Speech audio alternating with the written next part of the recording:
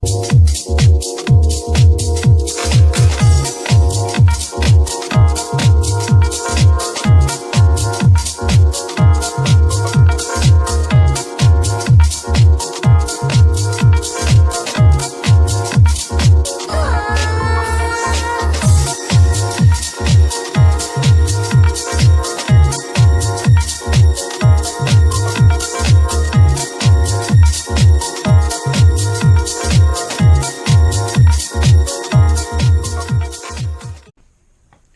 fellow knitters, welcome to my circular knitting series. In this video I'm going to show you how to create and work with a magic loop. When you're doing circular knitting, especially like when making a hat, where you are actually creating a crown, and a crown is the portion that actually row reduces to the very tip, like this end, and that's what makes a hat a hat. And normally when you're making hats, you work from a circular needle that is 16 inches long from tip to tip, because that typically holds the typical amount of stitches for a hat. What happens is when you start row reducing your work, so in other words, this hat, or this lining, originally started off with 168 stitches on this 16-inch circular needle. So what's happened is I've been row reducing to form the crown, and right now I'm at 72 stitches. And typically for a 16-inch circular needle, 72 stitches rather, is about the minimum number of stitches that can be held and worked off of a 16-inch circular needle. So the question becomes, well, what happens when I row reduce below that magic number, if you will? Well, what happens is your stitches end up being just on the nylon portion of your work, and it is absolutely impossible to knit them off of the needle. Or, you know, if you try to knit like this, there's no way that you can pull that stitch up and over the tip of the left needle and onto the right needle, because of the stitches just won't stretch. And actually, if you tried that, you would end up marring or distorting your work, or potentially snapping the yarn if you tried to do that, or damaging your circular needle. So typically you can do one of two things. You can either transfer the stitches to 3 or 4 double point needles of the same gauge. I usually don't like to do that. I don't care for that method. Because sometimes if the stitches aren't tight enough, the needles will slide off of your work. You may not realize it, and then you have stitches that have run down or fallen off your needle. So I typically don't care for that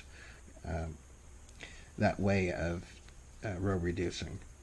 The way that I prefer, and that some other knitters prefer, and actually it's a really nice way, is to create a magic loop. So a magic loop is where you're transferring your work or your stitches onto a very large circular needle, and typically the length of the circular needle that you want to use is either 29 inches like this one, or you can do 36 inches, but minimum should be 29 inches. You don't want to go below 29 inches because then it's hard to work your magic loop. So what I've done is, in between the row reduces, usually a pattern will call for you just to knit a couple of rounds in between, and that way you have a gradual crown. If you row reduce every single row, then you're going to have a very flat hat. And if you want a more tapered hat that conforms to the top of your head, you can actually knit in between. So I did a row reduce. I went from 96 stitches to 72 stitches. I knitted one round, and then I have one more round to knit before I then reduce from 72 to 48 stitches. So what I'm going to do is I'm going to actually knit and simultaneously transfer those stitches, this row, onto my circular needle to get that set up, so that the very next row, when I row reduce again, it'll be 48.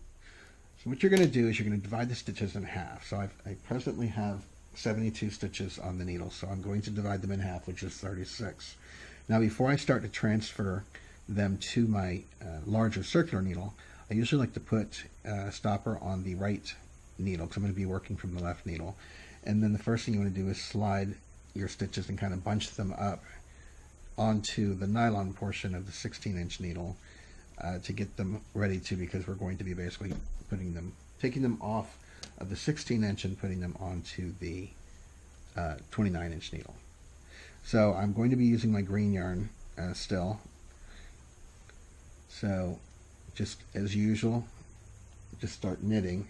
So that's 1 stitch, that's 2, 3, 4, and of course you want to make sure it's the same gauge. 6, 7,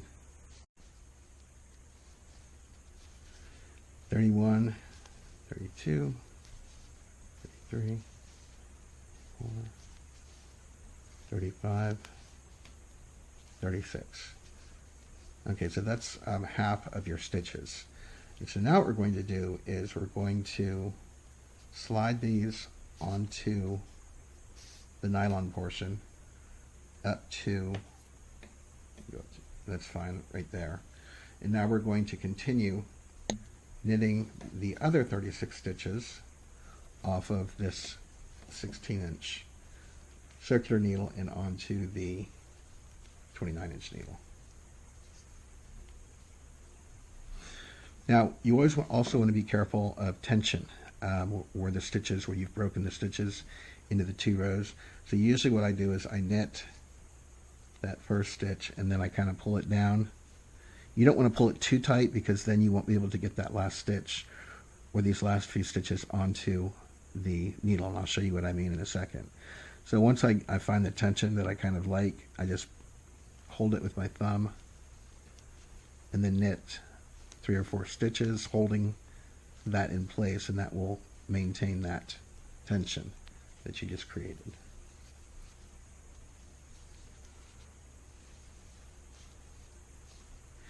And in case you're wondering what this is on my finger, I knit so much, and I like to use wooden needles.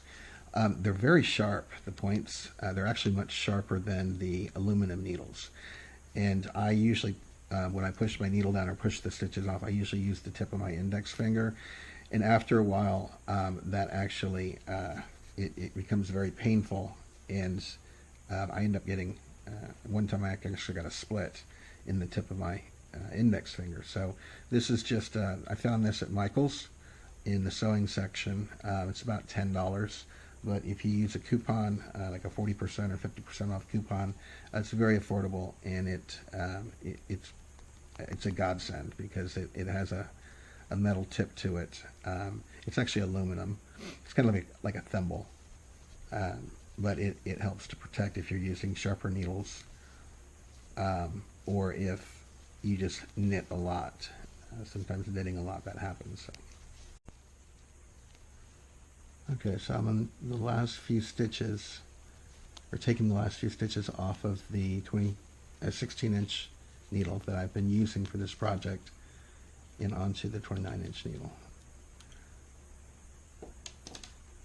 Okay, so now what we're going to do is we're going to create the magic loop. And the way the magic loop works is you've got 2 rows of your round, if you will. And so you've split them between, you've split them in half. And so the top half here that you see are on the nylon portion. And then of course this right here is what we just knitted off. So we're done with this. We've actually completed an entire row. So we're getting ready to start another row or another round. And in the next round, what we'll be doing is knitting 1 and then knitting 2 together. That's the pattern. Knit 1, knit 2 together, knit 1, knit 2 together. And that will reduce the 72 stitches to 48 stitches. So the 72 stitches are divided as 36 and 36. After completing this next round, I'll have 48 stitches, so it'll be 24 and 24 on each end. So what you do for the magic loop is you pull your work as close to this top needle as possible, and then you slip these stitches off, because what you're going to do is create a free needle, your free right needle, so that you can begin working your next row.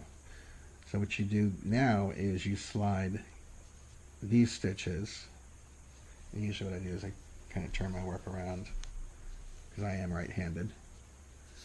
So you're sliding these stitches onto what will become your left needle. And so the reason why it's called a magic loop is it's almost like a figure eight kind of, which you have going on. So the extra nylon that's in the larger circular needle gives you flexibility to have a working needle to knit off of. So this is my right needle and this is my left needle. And of course, without a larger length circular needle, it would be impossible to do that. So the first thing I do is I slip on my stitch marker because I am at the beginning of a new round. And then what I usually do is I cross, because I'm doing color work, so I cross this like that. And now I'm ready to begin knitting off of my left needle and onto what is now my right needle. And again, you want to observe tension in between these breaks, if you will, between the two rows. So I just simply knit the first one and then I pull it down into the tension that I want, just kind of by eyeing it. Again, not too tight because you want to be able to get those onto the needle, the end of the needle. So I've knit one, now I'm going to knit two together. Knit one, knit two together,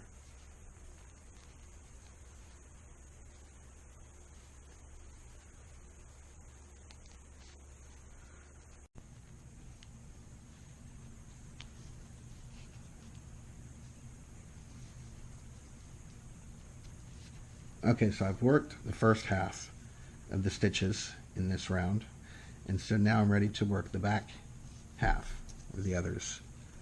So what I like to do first is pull some length for your loop, because again, what you're going to be doing with these stitches that you just worked is you're sliding them off of the needle onto the nylon, and then turn your work over, and now you're going to slide the unworked stitches off of that nylon and onto what will now become the left needle. And of course, here's your loop, and of course this denotes the break in your round where you split the stitches evenly between the two working needles. And then I need enough length that I can turn this, what's now my right needle, around to start working, because obviously right now I can't do that. So that's what the magic loop is it allows you to pull enough, and like I said, it should be, your circular needle should not be less than 29 inches in length, otherwise you won't be able to do that. So now we're ready to work the second side, or the other half of the stitches. So again, that first one's going to be knit one, and then kind of pull it up to get, because you don't want to have a loopy crown, or to be able to tell where you've broken your stitches in half. And sometimes when you have tension issues, that happens. And so then the next, we're going to knit two together. So, and this is the end of that round. And again, that's why the stitch marker is important, so that you'll know exactly where you are. So there's the stitch marker. I slide that off, and then what I do is I put it on immediately if I don't forget to do it.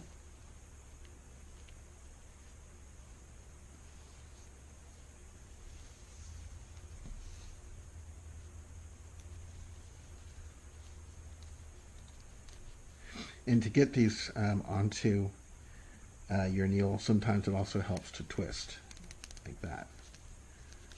Especially when you're towards the end, when that last stitch, you may have some tension issues, but as long as you follow what I showed you about that with that first stitch, you shouldn't have any issues. Alright, so now the next 2 rows we're going to just knit. We're not doing any reducing, just plain simple knitting. And so we'll go around and do that.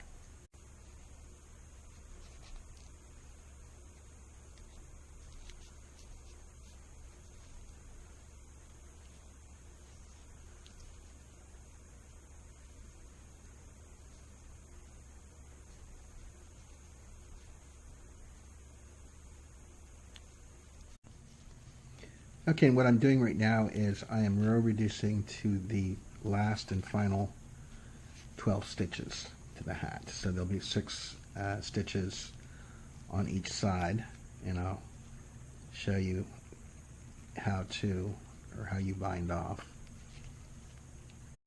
Okay, so I'm down to the last 12 stitches. So I've got 6 on each side, and now I'm ready to bind off.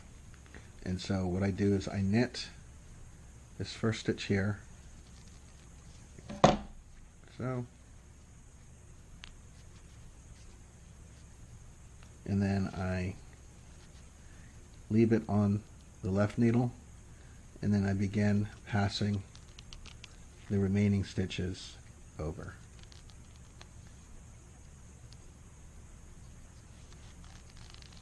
Being careful not to let that slip off the tip of your left needle. Okay, so that's half the stitches. And then what I do is pull the other stitches onto the left needle, and then I'll show you what you're going to do with the stitch that's sitting there on my right needle, as you can see. So now what I do is I kind of pull it and then slip it over the left needle, and then again pull it like that, pull it tight, and now pass the remaining 6 stitches over that stitch as you did before.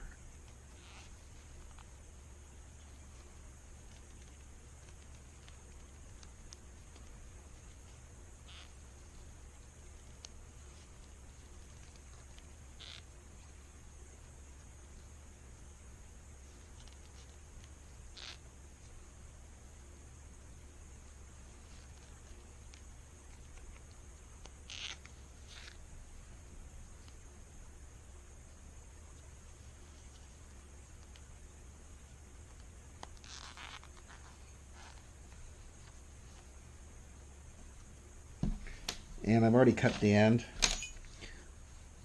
of the blue, and so what I do is I just thread it onto the tapestry needle, take this out like that, thread it through,